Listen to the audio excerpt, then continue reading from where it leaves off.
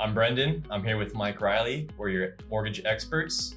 And today we're going to be telling you what makes up the closing costs. We often get the question, Mike, what exactly are the closing costs going to be on this deal if my customer buys this home? And that's a hard question to ask. We can give an approximate number, and we wanted to talk about that today, which I know will also help you in answering some mortgage-related questions to the buyer as well. So it depends on a few things, such as the HOA dues and the closing date. And the closing date. Let's go with the closing date first, Brendan. You're a man ahead of your time. Why? The closing date matters because at closing, the customer pays interest on their loan from the closing date to the end of the month. So if we close at the end of the month or towards the end of the month, there's not many days of interest in there. If we close early in the month, then the customer has weeks of interest to pay on their mortgage, which can be how much? It can be $60, it can be $500. Or if we close at the very beginning of the month, the prepaid interest could be $1,400. So the question, Mike, exactly what the closing costs are going to be, it's impossible to answer unless we know certain things such as the proposed closing date.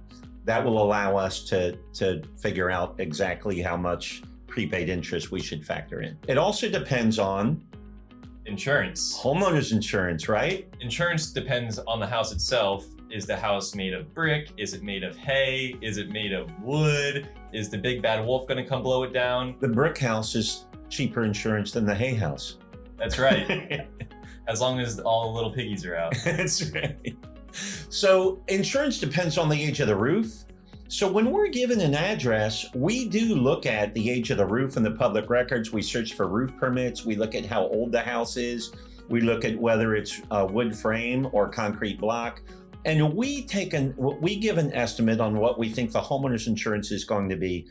But homeowner's insurance varies so wildly that it's nothing for us to guess $2,600 a year and have it come in at $2,200 a year. That's a $400 difference in our initial estimate, which means that changes the buyer's funds to close by $400 in that example. Sometimes we're a little bit high, sometimes we're a little bit low. We're not insurance agents, so we don't know what the insurance is going to be at that stage, do we?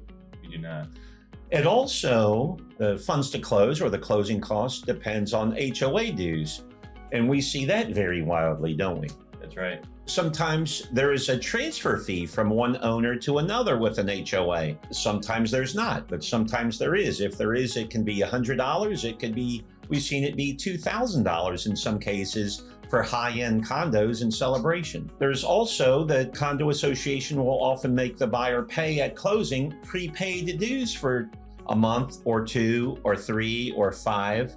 We don't know that answer initially until we get more info from the condo association. The dues can vary wildly that are due at closing by hundreds and hundreds, if not $1,000 plus, it can vary like that. So at this point, we just don't know what the condo association or homeowners association is going to require. We also have no way of knowing at this point what title fees are going to be, right? That's right. And some people will ask us what the closing costs are, and they think that that's what it costs to get the loan. But the closing costs are, like Mike said, the HOA dues, the insurance, the title fees. It's not just the cost to get the loan, it's the cost of the entire transaction. So we're estimating what other companies are going to be charging. We can tell you exactly what we would charge, if anything, but we're estimating what other companies who are unknown to us at this time, what they're going to charge. So with title fees especially, right? Because in the contract, in most Central Florida counties, the seller gets to pick the title company. We don't even know who the title company is at that point. Yeah.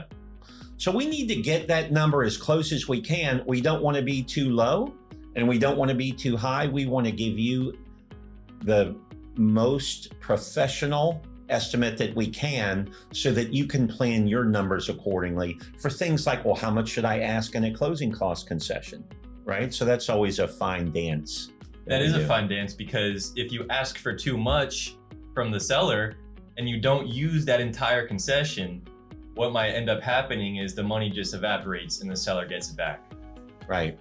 So, and there are some things that we can do at times, like to use all the money up, like have the buyer pay points.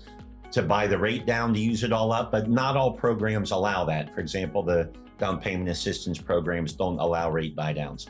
So the bottom line is there are a lot of different moving parts to the numbers and the mortgage guidelines. We're the experts. You call us with questions. We're always glad to help. And we look forward to that phone call.